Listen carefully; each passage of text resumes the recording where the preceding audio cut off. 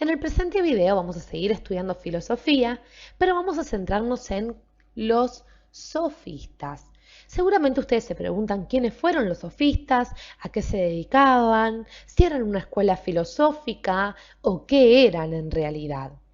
Les cuento que los sofistas no se pueden comprender si no los relacionamos con el estado y la situación de Atenas en el siglo IV y V antes de Cristo. Es decir, nosotros tenemos que comprender cómo estaba la situación de Atenas en ese momento, ya que este grupo de pensadores, y decimos pensadores u educadores, porque como veremos, en realidad cuesta mucho definirlos, formaron en la historia de la filosofía un movimiento intelectual muy ligado a lo político y también a lo social. En esta obra estamos viendo La muerte de Sócrates, que es una obra pintada por David en 1787. Pero lejos de mostrar esta obra de La muerte de Sócrates, que tiene alrededor a los sofistas, nosotros vamos a centrarnos en lo que era la filosofía, o si se quiere, quiénes eran los sofistas, porque inclusive cuesta mucho decir si han tenido una propia filosofía. Los sofistas eran una especie de revolucionarios, por decirlo de alguna manera, ¿sí? Una especie de educadores, divulgadores de conocimiento. Divulgadores de conocimiento. ¿Dónde divulgaban el conocimiento? Lo divulgaban en los espacios públicos e inclusive cobraban por sus clases. Por eso no eran muy bien vistos. Ellos trataban de relacionarse con la gente de clases altas para poder sacar más provecho. Pero en cambio les cuento que no eran muy queridos por los verdaderos filósofos, ya que para ellos el conocimiento, es decir, para los sofistas, el conocimiento era algo relativo. Por ende, no les importaba demasiado llegar a la verdad, como le importaba a los verdaderos filósofos. Vayamos a hacer un espacio para que nos quede un poco más ordenado nuestro estudio. Los sofistas, entonces, decíamos que eran educadores, por nombrarlos de alguna manera. Ellos dictaban o divulgaban sus teorías, sus conocimientos, entre comillas, en las plazas o en los espacios públicos. Enseñaban a los jóvenes atenienses a ser sabios. Enseñaban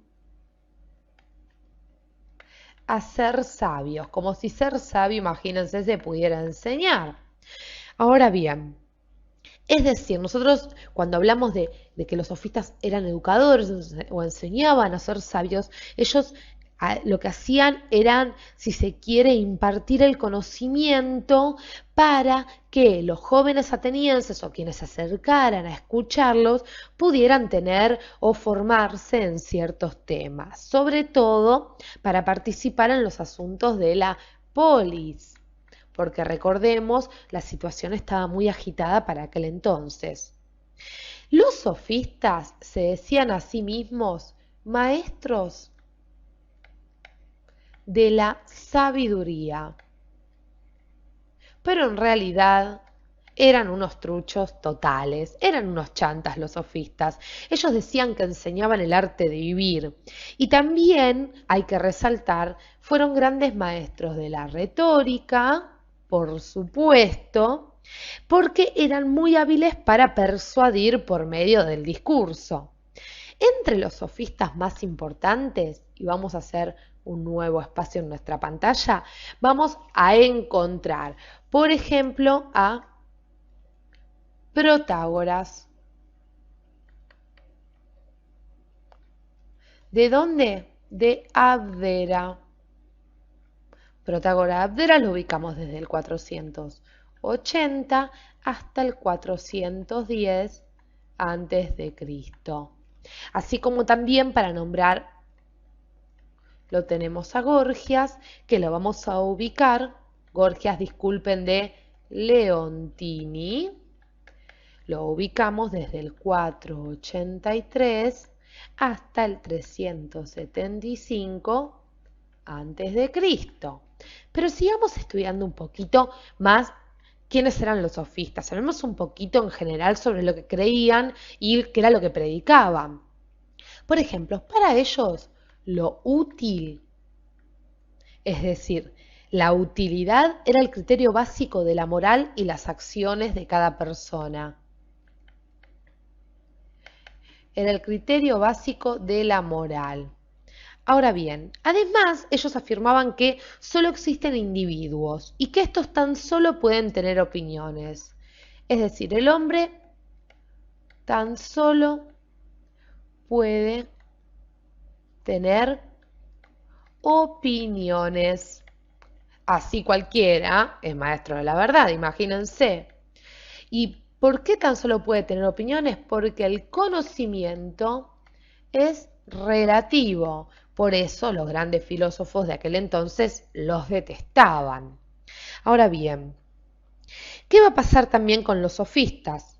Los sofistas también, si se quiere, no solo divulgaban o se creían maestros del saber, sino que, como decíamos, trataban de crear una especie, no de sistema, pero divulgar estas enseñanzas para poder ganar dinero. Pero ¿qué creían también del hombre? Ellos creían que al ser este hombre, parte de la polis, se debía llegar a un consenso sobre las opiniones, sobre lo válido y lo inválido. Por eso se creaba este consenso mediante el dominio de la palabra y el arte de la retórica, de los cuales ellos eran especialistas. Es decir, no solo querían convencer a aquellos a los cuales les enseñaban para que después pudieran pagarles, sino que también creían que las opiniones o por medio de las opiniones se debía llegar a un consenso para, si se quiere, crear un criterio válido posteriormente. Hemos visto más o menos un poco una aproximación a quiénes fueron los sofistas. Para que nosotros nos quede bien en claro, por ejemplo, una de las tesis más importantes de los sofistas va a ser la de afirmar que el hombre es la medida de todas las cosas. Al decir que el hombre es la medida de todas las cosas, es decir también que todas las opiniones son verdaderas, sean mejores unas que las otras. No existe nada más allá de lo sensible, dicen los sofistas, solo hay apariencias engañosas provocadas por los sentidos. Por eso, pensaban los sofistas, no puede existir ningún conocimiento verdadero, todo es lo relativo. Como la verdad depende de cada sujeto, no existe una que valga igualmente para todos los individuos. La verdad es relativa a cada uno y a los diferentes momentos y estados del hombre. Por eso el hombre es la medida de todas las cosas. Cada hombre tiene su verdad provisional y cambiante. Cada uno tiene su propia verdad.